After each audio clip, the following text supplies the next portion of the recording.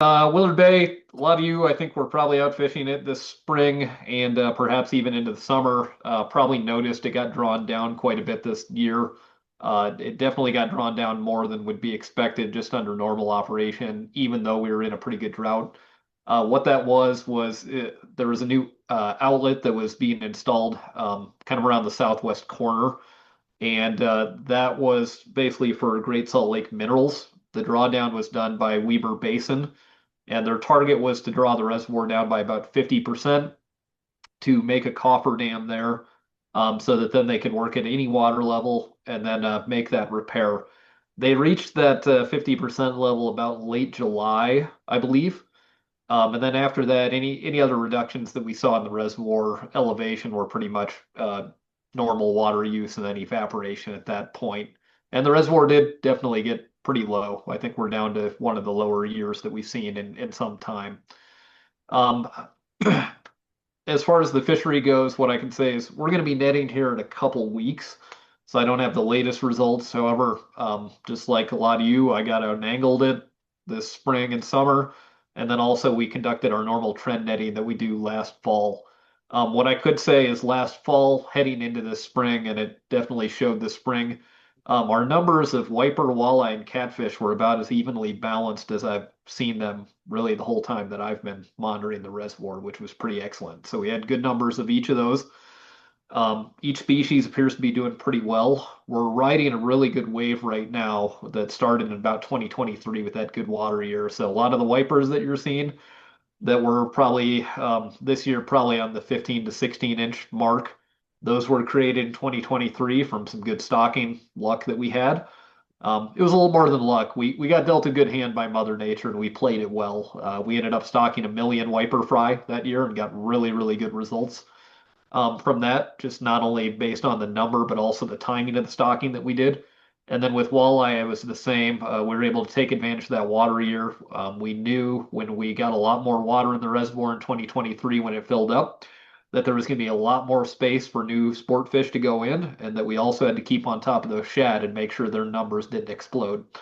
So we dramatically increased our walleye stocking as well that year and bumped our quote up to about 2.5 million from 1 million, and it seems to have paid off. As far as fishing goes next year, I think time will tell. I'm expecting a pretty good year. However, things can change for that. It could be that we don't get a good snowpack, so that might change access a little bit. I'm hoping water levels will come up some and it'll be easy to launch. The recent rains that we had, even in this record-setting month, really haven't moved the needle as far as water elevation goes at Willard. So it's going to be dependent on snowpack. But what I can say is that good rain that we have had has saturated the soil, and that's a good sign for runoff. So if we get a reasonable year, things should look decent. We'll have a little bit more of a clear picture here in a couple weeks when we do our netting. One thing I can say with the netting is we're actually going more for looking at the different lengths of fish that we catch in the nets than we are for their relative numbers. Normally we're looking at relative numbers, but on a year like this when the water level's down and we've got high populations of fish, those numbers can get pretty biased. We get what we call gill net saturation, which means a lot of those fish plow into the nets pretty quick, and it's really not representative of what the fish populations are actually doing. So what we're looking for is trying to get about 125 of each species so that we can get a good idea of what the lengths are of them, how skinny or fat they are, or plump. That gives us a good idea of condition and fat reserves. And then we're also, when we're looking at those different lengths, we're looking to see whether or not we've got what we call young of the year. So with walleye, those are generally fish that are about anywhere from 8 to 12 inches long, kind of cigar shaped at that point. They haven't really filled out yet.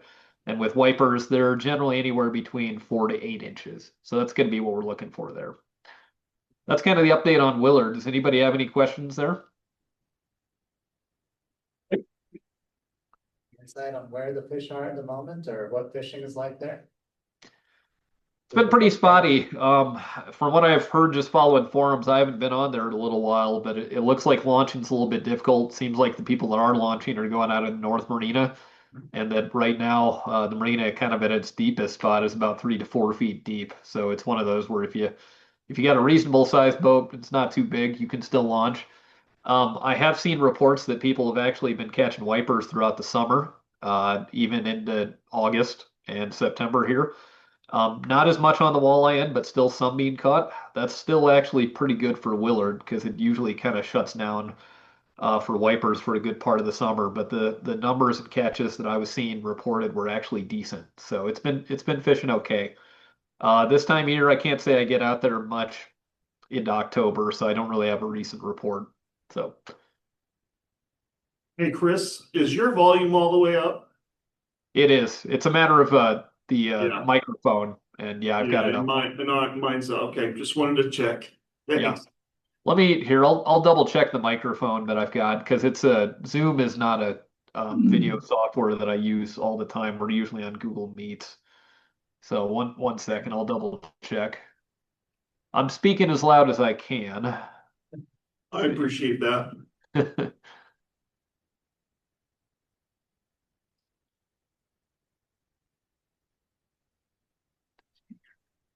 Actually, it looks like I can pull the input up just a little bit. Let's see if it'll let me do it.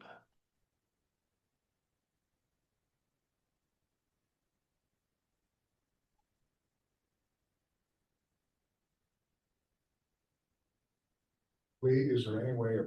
Okay, does that help? This is the freezers above us. Yeah. Did that help at all? No noticeable difference, but we're okay, Chris. So Okay. I do have a question for you. So when you do the netting in 2 weeks, will that be publicly available data? It's not stuff that we put on our website, but if anybody reaches out to me, and Lee, I think you got my email address, feel free to ask. What I would suggest is don't ask for it until probably the month of January, because there's a difference between like the first impressions that we get on the water and then actually crunching the data and writing the report. So sometimes things can change when you actually run the numbers. Taylor Stewart, who is our flat water biologist and basically does all the monitoring there, he's pretty good at whipping out reports and can generally whip them out in about a week and a half as soon as he gets start working on the data. But we do have things that occur between when we collect the data in the fall and when he actually gets a chance to get started on it. So And would you be able to provide, if we wait till January, would you be able to provide some insight into what those numbers are telling you? oh yeah, absolutely. It's all in the report. So he does a good breakdown with tons of figures and graphs, and then usually the stuff that I would for an angler that I'd be interested in would be the management recommendations that are at the end. So yeah, Perfect, thank you. yeah, absolutely. We're happy to share. So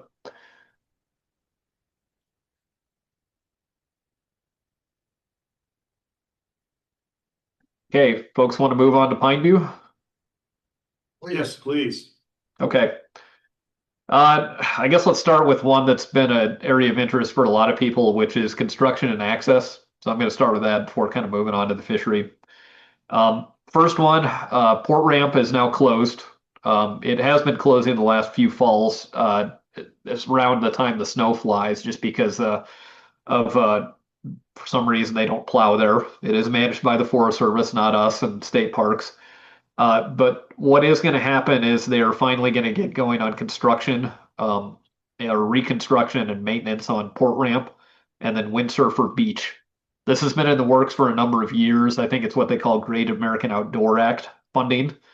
I think it was actually supposed to start this last summer, but now it's going to happen this fall. I believe they got a contractor lined up, and basically the ramp is going to be closed now from probably the end of next year. And so what they're going to do is they're going to redo the whole boat ramp. I believe they're going to redo the parking lot. We've been able to work with them and get a dip tank installed for those more complicated boats. So one of the dip tanks, like what's now at Lake Powell. And then the other kind of big reconfiguration that's going to happen there is that Port Ramp and the Windsurfer Beach area are going to be linked now by a road.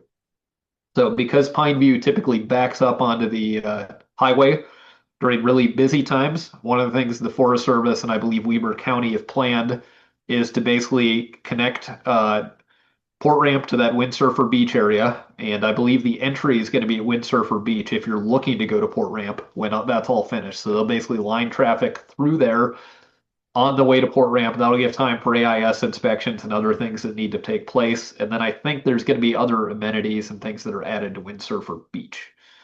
That's about as much as I can speak on that one. That's Forest Service plans, and that's about as much as I've been given.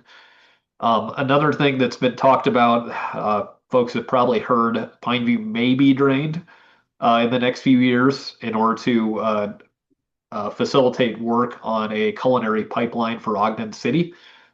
We don't know when and if that's going to happen or not. Myself and a few of the other biologists I work with, we have met with Ogden City. They do have a website that I might even be able to put in this chat, which is called ogdencitypipeline.com. Basically, the history on it is Ogden City has water rights and culinary water that's coming from a spring, an artesian well, kind of around what would be known as the Browning Point area of Pineview. That pipeline is now well past its design lifetime. So far, it's still operating. However, they don't want it to go out because it provides water for, I want to say it's like 40% of Ogden City. So what they're looking at doing is replacing that pipe. They've already done it in sections of the canyon. They've also done it in an area around Port Ramp, which was done, I want to say it was last fall. Talking with Ogden City, they're looking at all their options. They're hoping they do not have to get the reservoir drained down. So they're looking at things like, I think it's called slip lining the existing pipe. They're looking at possibly dropping a new pipe in and then pouring concrete over it. They're looking at even, I want to say it might be fitting a slightly smaller pipe inside the existing one. Maybe that's the name of that slip lining one. But they're looking at their different options. What's going to happen is, I believe in a couple days on October 18th, they're going to have a dredging boat that's out there on that area between Port and Browning, and it's going to be taking substrate samples so that Ogden City and the engineers they're working with can get an idea of what the substrate and bedrock or rock underneath is looking like. That'll help them better design how they're going to approach this. Don't see the reservoir being drained, obviously, this year, perhaps not next. It could be a few years from now. It's one of those where they're going to give us ample notice when they finally basically have the plans in place, or if they do, like I said, other options are being explored, but it's one where we'll have ample warning before that happens. Any questions on that? Okay. As far as access goes, one other point to make, the reservoir is open year-round. The main access point, though, during the kind of off months is Anderson Point on the south side. So if you want to access the reservoir, that's the place to go. As far as the fishing goes, crappie and perch are looking pretty good. What I could say, we haven't done, I want to say, the trend netting on perch in a little bit. That might actually come out of this year, and so I'll have to see when Taylor crunches that data. What I can say, being out there a little bit myself this fall, helping him run some nets, the slab crappie that are kind of that 10 to 12 inch range, they're around. Those are fish that were spawned in 2017, so they're getting up there in age, but they're still around, and those are the predominant ones that people are going to catch. There is a smaller year class coming up, but it's probably not going to be fish that people are going to want to keep. Yellow perch, from what I recall, are around 7 to 9 inches on average. There's probably going to be some bigger ones in the mix there. Tiger muskie and smallmouth are doing pretty good as well. The tigers are actually doing quite well after a few years of good stocking and good recruitment. And then the smallmouth, my observation, just being out there from electro fishing and then talking with other anglers as well, some of the big ones are out there for sure. And then we got a lot of medium and small size ones. The fishery for the smallmouth is kind of in a state of rebuilding right now. It took a pretty good hit during those drought years through about the end of 2022. But after we got water the past couple of years, it's been rebuilding. However, it does take a little while for those smallmouth bass to grow. There are some big largemouth out there too that are in the mix. We tend to get those when we get a good cycle of water years. And so the largemouth fishing has been decent as well. Any questions on that? Okay. And then I had one option that I wanted to throw in here. Folks wanted to hear about it. We've been doing a tiger muskie telemetry study that we just started this year.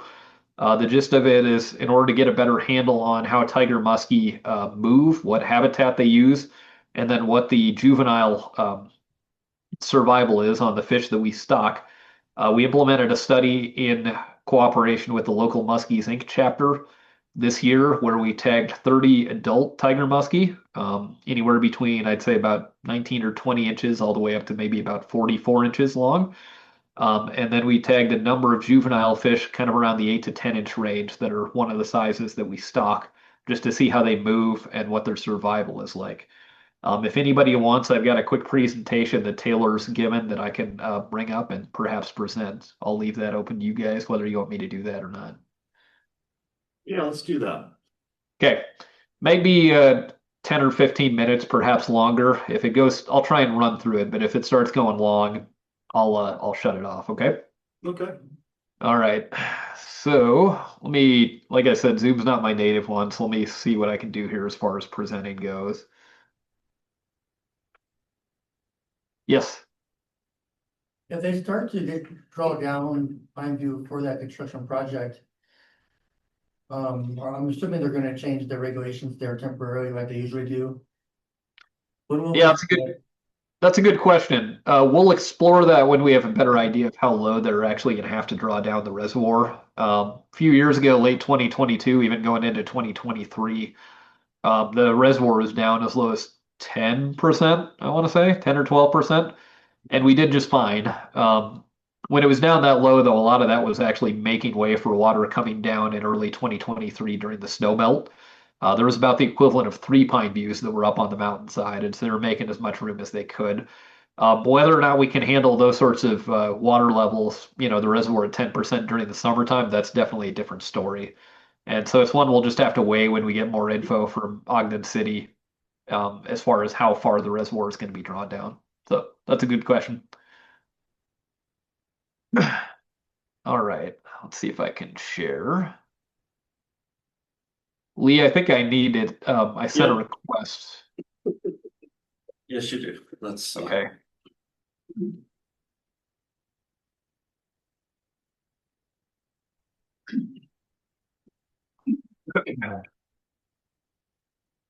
Okay, let's see if this works for me now.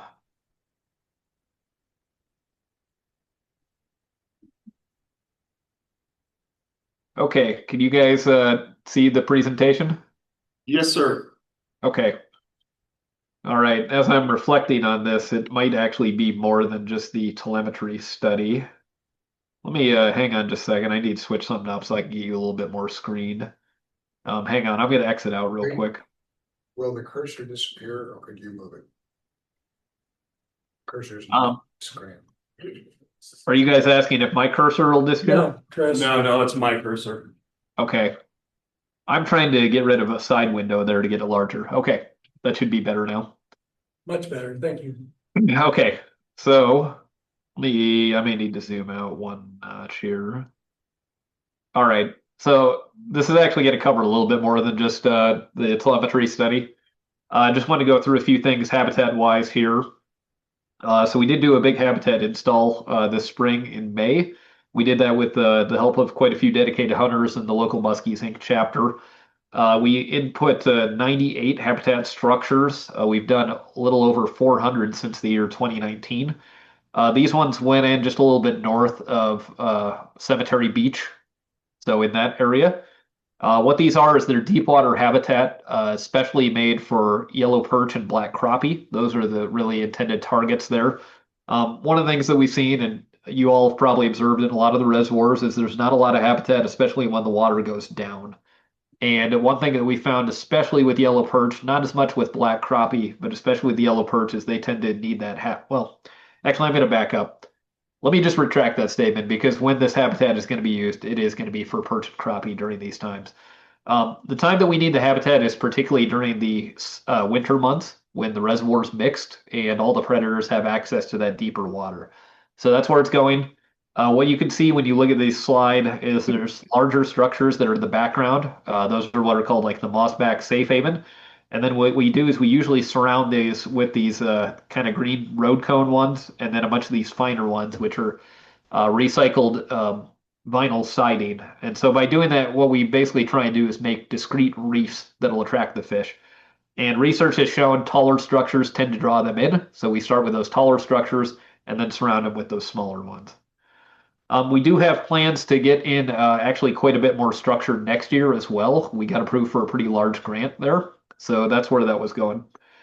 As I had said a little bit about, we did do a little bit of sampling at Pine View this year, electrofishing survey in the spring for smallmouth bass, and then fall trap nets, those particularly for black crappie and some yellow perch. Yellow perch are best gotten with gill nets, however, we're a little reluctant to use those this year, especially with the tiger muskie study that we have going on with these tags in them. Because usually we've got a little bit of tiger muskie bycatch and they don't handle the gill nets that well. So here is a little bit of the electrofishing data that Taylor presented as far as the muskie shocking that we've done. As you can see, he's covered a lot of the reservoir over the past few years. And the reason he's doing this electrofishing is basically as part of a long-term project we have going with the local Tiger Muskie or Muskies Inc. chapter. That project, what we do is we take pelvic fin samples for age and growth so we can get the age of the different fish. And then we also put a unique anchor tag near their dorsal fin. It's a yellow tag that actually has a unique ID number. And then I believe it has the phone number for actually the Muskies Inc. chapter. And that allows them to basically take the reports when they get caught. By getting this info, we can actually get mark recapture data. And we actually have been able to run some fairly crude what we call mark recapture population estimates on the population, which is pretty nice. Just as far as muskie go, it's been pumping out a couple of really nice fish this year. We've had at least 2, if not 3, I want to say 50+ inch fish. They were actually, I want to say the 2 that I'm aware of were all both caught by the same angler, which is pretty nice. That guy's had one heck of a year. This is one of them that was caught in the spring. I'm going to skip over the nude part here just for time. One other thing as far as tiger muskie goes, we did do an intentional stocking in the Bear River above Cutler this year. This was actually suggested by some of the Muskies Inc. members as a decent area. We did some good surveys of the Bear River in that area to just make sure we didn't have any concerns with them going in. But the gist of this is that it's a kind of an untapped resource and it's an area where they can get away from wreck boats. And muskie actually do pretty well in river settings. So this was a stocking that we started there. Looking forward to seeing how those fish grow in the coming years. All right, so on to the acoustic telemetry study. So just a quick rundown of what acoustic telemetry is. Acoustic means related to sound, and telemetry is measuring from a distance. And so what we're doing here is we're inputting these transmitters into the fish. And when I say input, that means they're surgically implanted. Those tags are in the fish and they last for the adults. I think we've got about a 5-year lifetime on them. And then what we've done is Taylor has deployed, I want to say it's around 20, perhaps more of these acoustic receivers around Pine View Reservoir. I'll show a map in a few moments that'll kind of show where they're located at. So if you have one acoustic receiver, that'll be able to basically pick up signals from the fish when they're within a detection radius. And if you have 3 of them, then you can do what's called triangulation and get a little bit of an idea of where the fish is at. I'm going to reach for a tissue here real quick and see if I can mute myself. I don't know that I can, but 1 second. All right. Okay, so here's the receiver design array. And what he has here is high water level and low water level arrays. So when the reservoir is at high water, what we've done is he came up with a design where you've got a lot of receivers in the middle arm. Those will allow that fine scale triangulation and basically precision tracking of fish. And then in the other arms, the north and south one, the receivers are a little bit more spread out. And what those allow us to do is get detections on general area, but not necessarily precise area with those fish. Still, it does allow us to figure out how fish are moving around the reservoir and how they're using habitat, particularly in that middle arm. As the water level has gotten lower, just in order to protect those receivers and then basically track movements of fish, we don't want those receivers getting out of water. Plus, they have trouble detecting fish when they're in shallower water. What Taylor did was he repositioned them and brought them in closer just to some of these areas in the north and south arm are either out of water or really shallow. And what you can see is they've kind of gone from that green circle to the blue one, which means we've got a little bit finer tracking data now as well with those. And so right now they're in that low water array for the fall, and then probably in the springtime he'll be repositioning them. but it's going to give us pretty good data on location and movement during the winter time. Transmitter implantation. So we worked with Muskies Inc. In the spring, had a big fishing day, which actually did not produce that many fish. With the water level as high as it was, fishing was just tough. We scratched about 5 fish on that fishing day and were only able to implant tags in 3 of them. One of them was just deep hooked and didn't look in good enough condition to finish the surgery, or to basically surgically implant it. And then the other was caught after we had just basically wrapped up things from the day after it got too busy out there on the reservoir. However, we hit things hard, did a lot of electrofishing the following week, and were able to pull another 9 fish. But it was hour after hour of electrofishing without much results. But still, it got us 12 fish that we were able to track movement on. What you see in this picture is a picture of the surgery going on. On the left, or at least my left, you can see the tag going in. And then on the right, you can see, I think, a pair of what we call hemostats or pliers, basically helping knot up the fish. It looks a lot messier than it actually is. What you're seeing there is not blood or body fluid. The yellowish, reddish stuff is iodine, which is used as a disinfectant during the surgeries. Those fish look really good going back in. In fact, several of them were actually caught during the summertime by anglers. They didn't know the tag was in them just because the sutures and wound had healed and there's nothing sticking out of them. They were just basically identified by our Muskies Inc. President, who oversees the database, after the ID on those dart tags that are near their dorsal fin were reported. This fall, we tagged the remainder of the fish through electrofishing, so we're up to 30 adults. Let me go back and make sure I didn't miss any info there. Okay. Oh, actually, I might have got the number wrong. Looks like it's 20 adults. So we got the remaining 8 adults during the fall. This fall, he also tagged 75 juveniles. Those fish were at Fountain Green Hatchery. We raised them a little bit bigger for this just so they would fit the tag. And then those fish were stocked about a week later after holding them for a while just to make sure they were behaving normally and healthy. So there's a picture of Taylor doing the surgery on one of those fish in a little cradle. This is a diagram of the fish release locations. And as you can see, the circles are for adult fish. The squares are for juvenile that are green. And this is where it gets pretty amazing.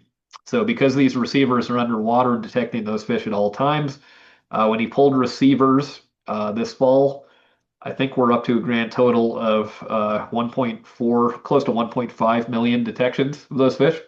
So that's a lot of data to play around with. So for the adults that were tagged in the spring, they were at large between about 119 and 124 days. For the fall fish, those remaining 8 adults that were tagged, they were at large for about 15 to 22 days. We had about 166,000 detections. And then for the juveniles, they were at large for about 15 days. And we had nearly 300,000 detections. So Taylor's got a lot of data to play around with. Just Chris, as a we quick, have about 10 minutes. sure. Do you want to keep going, or do you want me to just finish up and we'll get questions? Finish up. Finish Okay. up. I'll try and push as fast as I can here. This is not my presentation that I've given, so I'm trying to run through as quick as I can. Basically, what Taylor presented here is basically a heat map, is what I'd call it, where you have different size circles showing the number of detections. So larger swans give you about 100,000 detections, and then the numbers that you see inside those circles represent the number of unique fish that were found. Basically, what you can see is all arms have a high number of fish detected, so more than that were actually released in that arm. And so what we're seeing is pretty notable movement by these fish already, meaning a fair amount of them are actually using more than one arm of the reservoir and aren't sticking to, let's say, a small home range. Fall adults, same thing here, where you can see a lot of them were getting good precise movements in that middle arm. And then some of them have already moved out into the other arms of the reservoir. Most of them were actually tagged, though, in that middle arm, though. Juveniles, this is where it gets really interesting. They were released predominantly, or actually exclusively, in that middle arm. And what you can see is those fish, even within those 15 to 22 days, were moving out into the north and south arms. Taylor, I believe, has some plans to look into it next year and make sure they weren't preyed on by other existing muskie or, let's say, other large fish. However, the amount of movement that we're seeing already looks pretty impressive, and we're looking forward to getting more info on that. This is just a quick timeline that he made. It's a little bit difficult to interpret it in a small amount of time, but I'm just going to blaze through it. Basically, he's going to be downloading the data each year. We are looking at maybe tagging another round of juveniles. Their tags last about 1 year. We're going to see if we can get the funding for that. And then after that, all our transmitters are going to be depleted by about December of 2029 is what we're expecting. But we've got a good 5-year window on this study for the most part. So that's all the presentation. I'll answer any questions on that one if I can. I'm not the head lead on that project, but it's a pretty cool one. I have a question, Chris, just basic understanding. So what is a typical, what outcomes does this data drive for you guys? What do you expect? Yeah, that's a good question. So it's going to give us several things. We're going to get good movement data on those adult muskie, and that'll give us an idea of, let's say, what their home range is within the reservoir. What areas of the reservoir do they use during the different seasons? With this fine to scale data as we have, we can even track what would be called like hourly movement or even movement down to like 10 or 15 minutes. So it'll give us a really good idea of how they're moving, what habitat they're using into the reservoir, and basically how they're using the reservoir in general. With the juveniles, the really interesting data that we're going to get is post-stocking survival, which is something we really want to know about. Because we use 2 different sizes of fish when we stock. We try and kind of have a diverse portfolio.